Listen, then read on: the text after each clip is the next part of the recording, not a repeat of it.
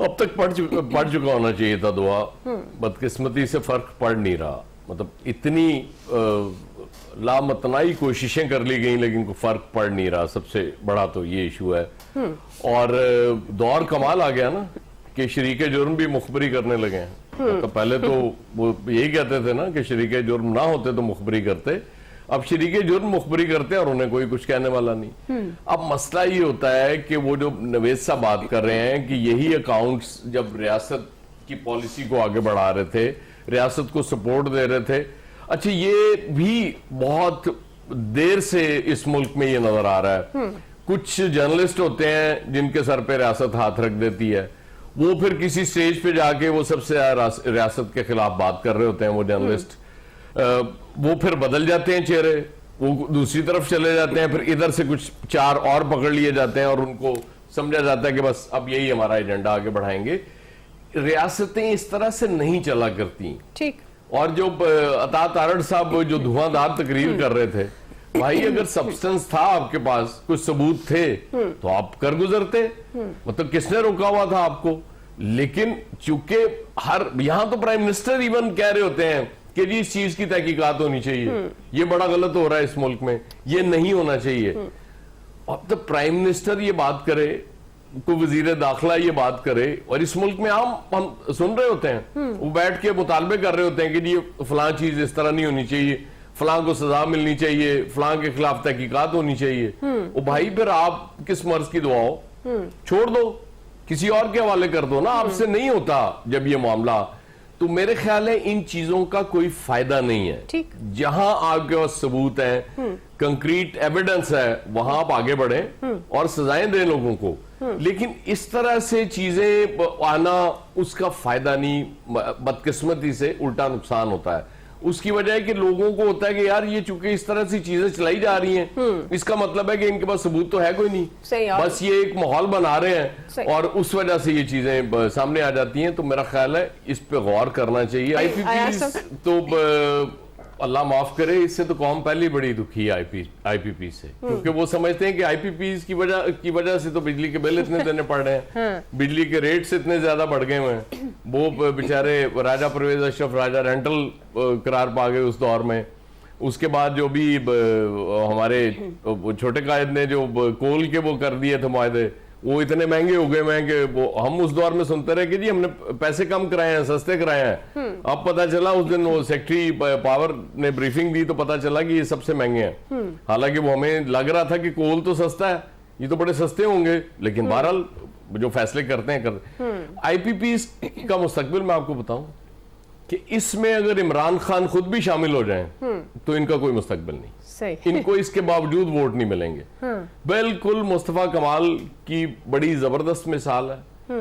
उनकी जो पार्टी का हाल हुआ था, मुझे इनका वही हाल होता हुआ नजर आ रहा है। यहाँ पैसा बहुत है इनके पास, जितना मर्जी पैसा हो दुआ पैसा। वो देखे ना मुशर्रफ साहब जब आ रहे थे, अल्लाह बख्शे, तो उस वक्त उनको लगता था कि लाखों लोग आए होंगे, क्योंकि जो उनसे पैसा खा रहे थे। और आज क्या हुआ है कि पार्टी खत्म हो गई। मतलब वो काब का निशान भी अगर आपको चाहिए। छोटी सी बात, उस वक्त तो छोटी सी बात, मोहम्मद अली दुरानी और वो परवेज अली शाह साथ थे इनके।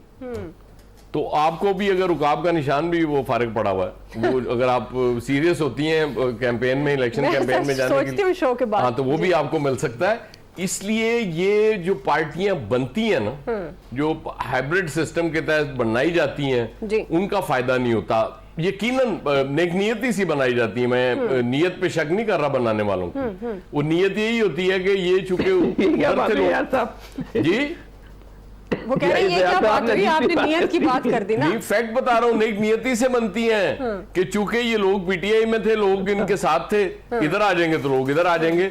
लेकिन बार बार तजुर्बात के बावजूद, ये नियत ठीक होने के बावजूद, ये समझ नहीं आ रही हमें कि इन चीजों का उल्टा नुकसान होता है। और इस दौर में ज्यादा हो रहा है। मैं आपको ये भी बताऊं, पहले होता था कुछ चले, थोड़ा बहुत वोट बैंक चला गया इधर उधर, अब वो मामला डिफरेंट है। वो जो आप बात कर रही हैं ना कि ये शायद कहीं पीपल्स पार्टी और पीएमएलएन को तो डैमेज कर रहे हो, ये पीटीआई को डैमेज करने की पोजीशन में नहीं है ये पार्टी। लेकिन वोट बैंक तो मुतासिर हो सकता है, क्योंकि ये वही लोग हैं ना जो पीटीआई में थे। वो वोट बैंक एक ही बंदे का वहां सही। वो जो कैंडिडेट चेयरमैन नंबर तहरीक। 804 है, और सही। किसी का वोट बैंक नहीं है वहाँ। चले ठीक है जी, ब्रेक लेते हैं नाज़रीन, ब्रेक से वापस आएंगे, सवाल फैसल साहब और इलियास साहब का पॉइंट ऑफ व्यू लेंगे, हमारे साथ रहिएगा। वेलकम बैक नाज़रीन, हम बात करें क्या इस्तेहकाम पाकिस्तान पार्टी बड़ी सियासी जमातों का मुतबादिल बनने में कामयाब हो सकेगी या नहीं। फैसल साहब, आप किस तरह से देखते हैं, आपको लगता है कि ये जो मुल्क में हम मुआशी इस्तेहकाम को जोड़ते हैं सियासी इस्तेहकाम के साथ, और इनका तो नाम भी इस्तेहकाम पाकिस्तान पार्टी है, तो क्या आपको नहीं लगता कि ये मुल्क में इस्तेहकाम लाने का सबब बन सकती है ये जमात? देखिए, ये तो मुझे नहीं पता कि इस्तेकाम लाने का सबब बन सकती है नहीं बन सकती, लेकिन जिस तरह ये बनी है तो बाकी जमातें और किस तरह बनी है, तहरीक इंसाफ किस तरह बनी थी, मुस्लिम लीग नून किस तरह बनी थी, तो और जमातें किस तरह बनी थी। इसमें से कोई जमात जो है कामयाब हो जाती है, कोई जमात जो है वो नाकाम हो जाती है। लेकिन इनके जो ब्रांडिंग मैनेजर है ना, तहरीक इस्तेकाम पार्टी है, कौन सी इस्तेकाम है पाकिस्तान जी। वो बहुत कमजोर है। वो लगता है प्रोफेशनल जो है ना, वो ब्रांड मैनेजर नहीं है, इनकी ब्रांडिंग पे तवज्जो नहीं कर रहे, बस रश लगा रहे हैं। रश से ज्यादा इनको चाहिए थोड़ा ब्रांडिंग पे। जैसे इमरान खान साहब की ब्रांडिंग हुई थी ना, वो बड़ी जबरदस्त थी। वो जो भी ब्रांड मैनेजर थे, मार्केट उनकी जो मार्केटिंग की टीम थी, उन्होंने इमरान खान साहब, हमारे आपके माशरे में हम रहते हैं ना कि कोई किसी मेहमान जाए चाय ना पिलाए तो उसको बड़ा मायूस समझा जाता है। तो इमरान खान साहब के घर कोई जाए, वो चाय ना पिलाए, उसके सामने बैठ के वो खाना खाए इमरान खान साहब, तो उसको भी उन्होंने इमरान खान साहब की सलाहियत बना दिया था। क्या जबरदस्त आदमी है भाई, खुद खाना खा रहा होता, मेहमान को नहीं खिलाता। ये भी इमरान खान साहब, ये ब्रांडिंग होती है। सही। तो इनकी कोई ब्रांडिंग नहीं है, सिर्फ रश लगाए चले जा रहे हैं, रश लगाए चले जा रहे हैं। बहरहाल अभी देखते हैं, आमिर साहब ज्यादा, एयाज साहब समझते हैं पंजाब की सियासत, वो कह रहे हैं इसका कोई नतीजा नहीं निकलेगा। तो नतीजा तो कोई अवाम ने निकालना होता है कि जो इतना फर्क पड़ेगा। इनको ब्रांडिंग से ज्यादा कारकुनों की जरूरत है। लीडर बहुत जमा हो गए, कारकुन नहीं तो है। फैसल साहब, आपको नहीं लगता कि इनके साथ कारकुनान होंगे या नहीं?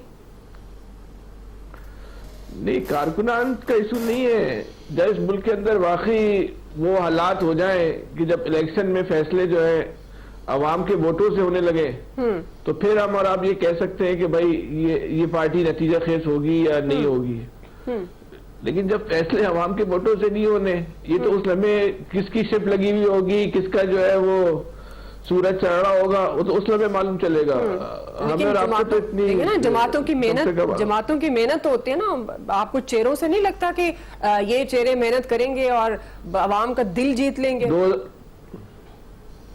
2018 का इलेक्शन जो है वो क्या कहते हैं कि अवाम की ताकत से हुआ था क्या? जी सर, बिल्कुल। वे उनके पास बहुत ताकत थी अवाम की। चले वो लोग तो है, हाँ। यही तो वो लोग हैं जिनके नहाने पे जरदारी साहब इतने चरागपा हो रहे हैं। हाँ। तो ये क्यों जरदारी साहब इतने चरागपा हो रहे हैं? हाँ। तो यही तो वो इसमें जो इलेक्टेबल शामिल हुआ है, वही तो ये सारे लोग हैं जिन्हें जहांगीर तरीन आखिरी वक्त में जो है वो नून लीग से तोड़ के जो है इमरान खान साहब के पास लेके जा रहे थे।